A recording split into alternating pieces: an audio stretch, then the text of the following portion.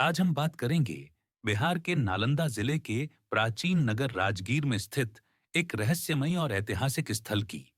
इसे लोग आज सोन भंडार गुफा के नाम से जानते हैं। यह नाम सुनने में ही लगता है जैसे किसी प्राचीन खजाने का भंडार ओझल पड़े हुए है। लेकिन क्या यह सच है? इतिहास इसके बारे में क्या कहता है? आइए विस्तार से जानते हैं। सोन भंडार गुफाएं राजगीर के वैभवगिरी पहाड़ की तलहटी में हैं। यहाँ दो मानव निर्मित चट्टानी गुफाएं हैं जिनका निर्माण संभवतः प्राचीन काल में किया गया था।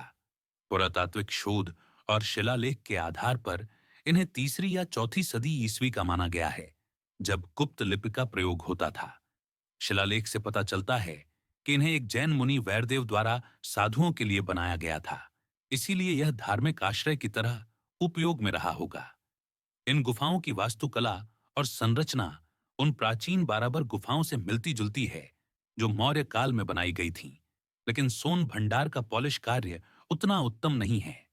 फिर भी यह दिखाता है कि उस समय भारी चट्टान काटकर स्थान निर्माण की तकनीक यहां मौजूद थी। आज भी कुछ लोग यह मानते हैं कि सोन भंडार गुफा वास्तव में एक खजाने का घर थी। इसके नाम के अर्थ सोने का भंडार से लोग यह जोड़ते हैं कि किसी प्राचीन राजा ने अपना खजाना यहां छुपाया था।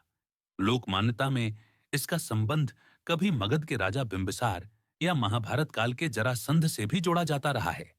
कथाओं के अनुसार गुफा की एक दीवार पर एक दरवाजे जैसी आकृति और स्क्रिप्ट नजर आती है, जिसे पढ़ने या सही मंत्र कहने पर राजमार्ग खुल जाएगा।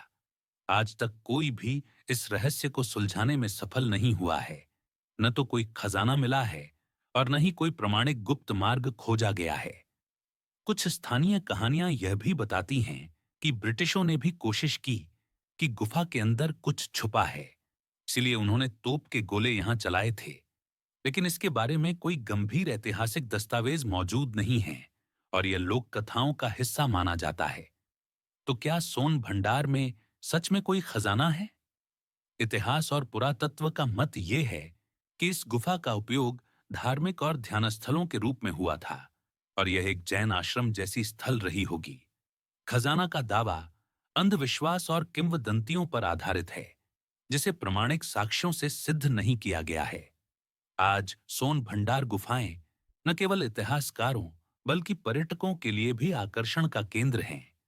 ये स्थल हमें यह याद दिलाता है कि इतिहास में तथ्य और लोक कथाएं दोनों का अपना महत्व है, लेकिन हमें इन्हें अलग अलग समझने की जरूरत है।